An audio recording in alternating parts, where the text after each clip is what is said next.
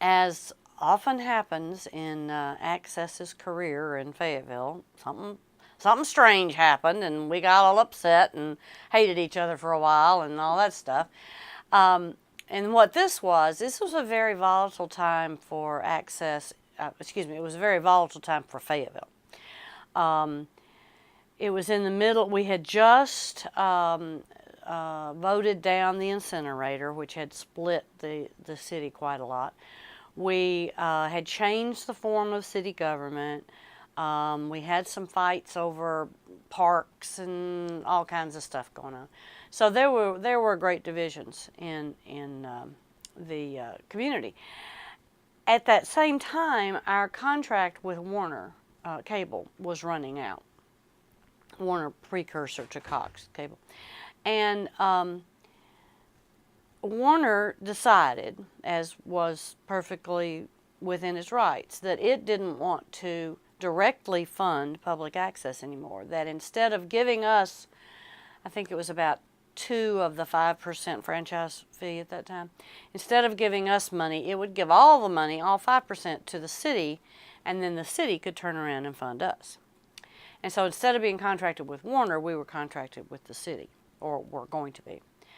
Well, with so much distrust in the city at that time by many people, this all kind of got wrapped up in it. And there was a break in the Access community. I think of it as like, the breaks in the church, when the church splits.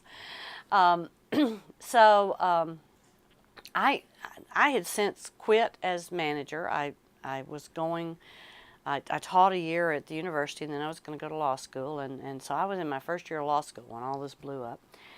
And it became evident that the city was not real happy with Fayetteville Open Channel. They had been through a lot of turmoil after I left, and the city was not happy with Fayetteville Open Channel. So I got with a bunch of people who were on the board of the current Fayetteville Open Channel, and we formed a corporation called Access for Fayetteville.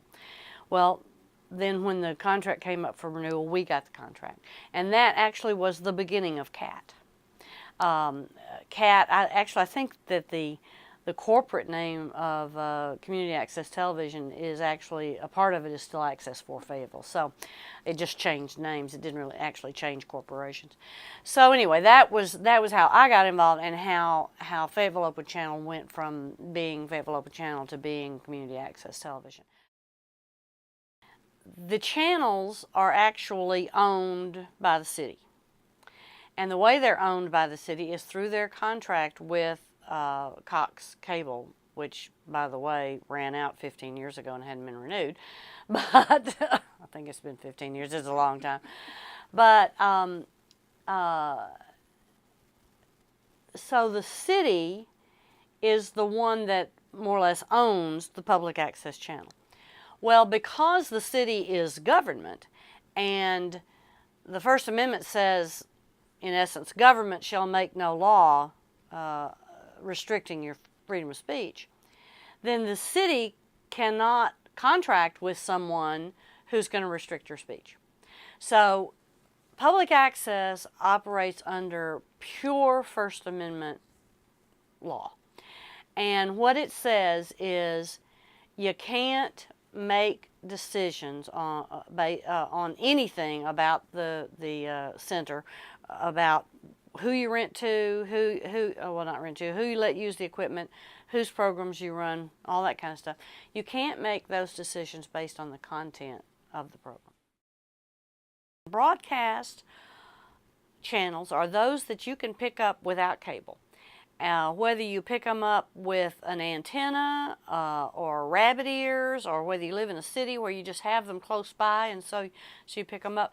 Now, of course, we have the complication of the digital converter, but even with that, you still get free broadcast signals, and you get those channels free.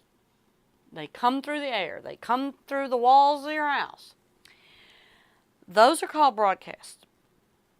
All of this MTV, ESPN, A&E, HBO, Nickelodeon, all of that stuff, that's cable. And it's looked at entirely different by the law. The law says you're asking for that stuff. If you got dirty stuff in your house and it's on cable, you're getting it because you want it. You could cut it out. You could either not take cable, or you could get a lockbox. You could lock it out. But broadcast, and this is what the court said in FCC versus Pacifica, it's pervasive. It comes through the walls of your house. You can't keep it away. And I mean as funny as it is, and I love to get like that with my students, because the students don't understand. It's TV. What are you talking about? Cable broadcast? I don't know what you're talking about. It's TV.